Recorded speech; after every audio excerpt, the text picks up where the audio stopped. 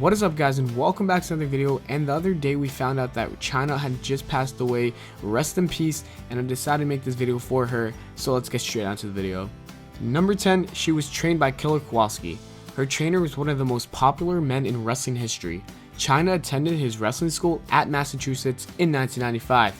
After she graduated his wrestling school, she would go on to wrestle in independent circus as Joni Lee. Kowalski played a huge factor in her working with the WWE, as well as Triple H and Shawn Michaels, as they saw her as a perfect fit for DX. Killer Kowalski also trained Triple H, which could also play a factor into her getting a job. Number 9, estranged from her parents. Chyna had an unhealthy relationship with her parents during college. Chyna stated that she last saw her mother when she was 16 years old.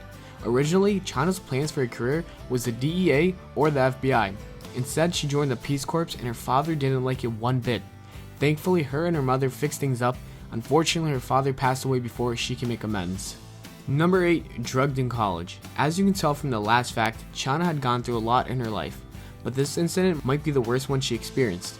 While partying at the University of Tampa, someone drugged her and violated her. You can read in her autobiography and how she explains that she needed therapy because that was one of the most traumatic experiences in her life. She tried talking about it in some interviews, but it was hard for her to talk about something like that. Number 7, the first woman in a Royal Rumble and a King of the Ring. Chyna was not the typical woman in wrestling. As a woman, she accomplished so many things in wrestling. She entered the Royal Rumble in 1999 as number 30. Also, in the 1999 edition of the King of the Ring, she competed for a chance to be the Queen of the Ring. She was defeated in the quarterfinals from her past ally, Road Dogg. Number 6, former Intercontinental Champion. Being in the Royal Rumble and King of the Ring weren't the only accomplishments she achieved. She defeated Jeff Jarrett in a good housekeeping match to win the IC Championship. She would go on to winning the IC Championship 2 times, having a memorable feud against Chris Jericho.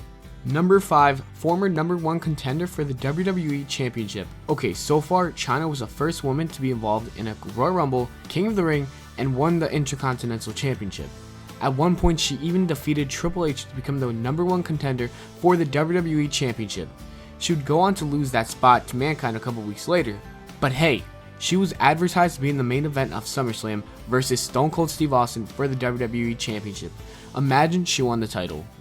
Number 4, relationship with Triple H was real. Originally, Chyna and Triple H were dating on script, but after spending so much time together, they fell in love.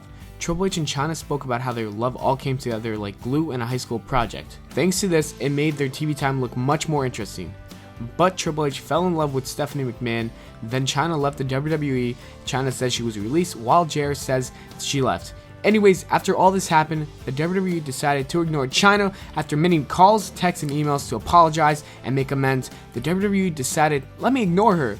Let's see if she even gets acknowledged on Monday, guys. Number 3, TNA 2011 run. In 2010, TNA was trying to be the WCW of Attitude Era and gain more viewers than the WWE. TNA decided to sign all former WWE wrestlers, and Chyna was one of them. In 2011, Mick Foley introduced her as the mystery partner for Kurt Angle in a tag team match against Jeff and Karen Jarrett.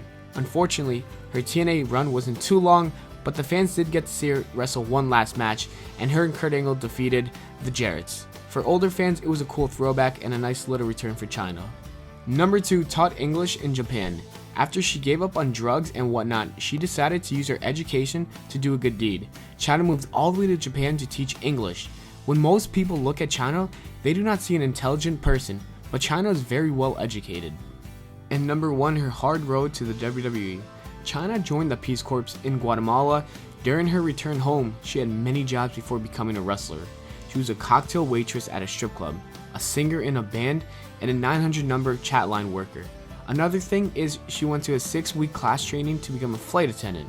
When going to her first flight, she was in a car accident, sending her to the hospital.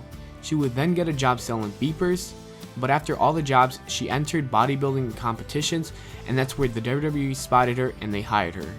Thanks for watching the video, guys. Hope you enjoyed. If you did, leave a like. Also, rest in peace, Chyna. You were really great. Honestly, you're one of the greatest women wrestlers of all time. Lots of respect for you. Hopefully you get inducted to the Hall of Fame. Thanks again, guys. Take care and spike your hair.